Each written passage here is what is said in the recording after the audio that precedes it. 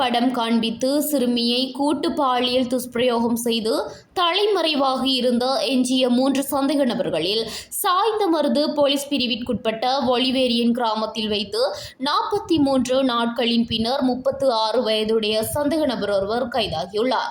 இந்த கைது நடவடிக்கையானது கடந்த புதன்கிழமை 21ஆம் தேதி இரவு 10 மணியளவில் இடம்பெற்றதாக போலீசார் குறிப்பிட்டனர்.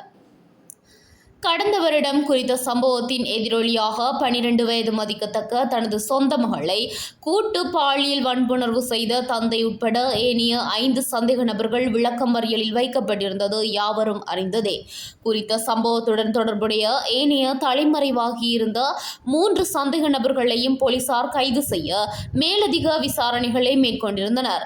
இதன்போது குறித்த சம்பவத்துடனான வழக்கு சம்மாந்துறை நீதிமன்ற நீதிவான் முன்னிலையில் கடந்த தவணை நடைபெற்ற போது விளக்கமறியலில் வைக்கப்பட்ட தந்தை தவிர ஏனைய 4 சந்தேக நபர்கள் ஒரு சந்தர்ப்பத்தில் அடையாள அணிவகுப்பிற்கு உள்ளாக்கப்பட்டிருந்தனர்.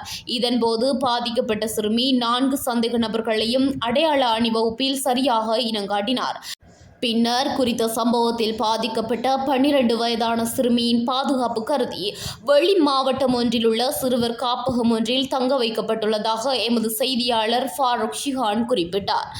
மேலும் கூட்டு பாலியல் துஷ்பிரயோகம் செய்து தலைமறைவாகியிருந்த எஞ்சிய 3 சந்தேக நபர்களில் இறுதியாக ஒலிவேரியன் கிராமத்தில் வைத்து கைதான சந்தேக நபர் கல்முனை குடிப்பகுதியை பிறப்பிடமாகவும் அக்கரைப்பற்று பகுதியை வசிப்பிடமாகவும் கொண்ட குடும்பஸ்தர் என போலீசாரின் ஆரம்பகட்ட விசாரணையில் இருந்து தெரியவந்துள்ளது. இச்சந்தேக நபர் தொடர்பில் ஆரம்பகட்ட விசாரணைகள் முடிவடைந்த பின்னர் இன்று உருமறைக்கப்பட்ட நிலையில் சம்மாந்துறை நீதிமன்ற நீதிவான் நூர்டீன் முகமது சர்ஜின் முன்னிலையில் ஆஜர்படுத்தப்பட்டார்.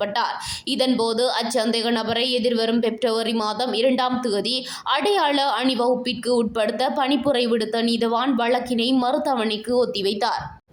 அத்துடன் முறைப்பாட்டுக்காரரான 12 வயது மதிக்கத்தக்க சிறுமியினால் கூறப்பட்ட பெயர்கள் யாவும் சந்தேக நபர்களின் பட்ட பெயர்கள் ஊர்களில் அழைக்கப்படுகின்ற பெயர்கள் ஆகையினால்தான் எஞ்சிய சந்தேக நபர்களை கைது செய்வதற்கு காலதாமதம் ஏற்பட்டுள்ளது.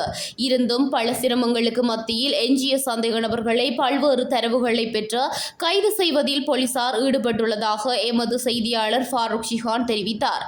இக்கைது நடவடிக்கையின் போது அக்கரைப்பற்று பிராந்திய உதவி போலீஸ் அத்தியட்சகர் DNP டந்தநாராயண ஆலோசனைக்கமைய நிந்தவூர் போலீஸ் நிலைய பொறுப்பதிகாரி பிரதான போலீஸ் பரிசோதகர் AWS நிஷாந்த வெடகே நெறிப்படுத்தலில் பெருங்குற்ற பிரிவு பொறுப்பதிகாரியும் உப போலீஸ் பரிசோதகருமான KLM முஸ்தபா தலைமையிலான போலீஸ் குழு பல்வேறு தரவுகளை சேகரித்து வைத்து எஞ்சிய 2 சந்தேக நபர்களையும் கைது செய்ய நடவடிக்கை எடுத்து வருகின்றமை குறிப்பிடத்தக்கது.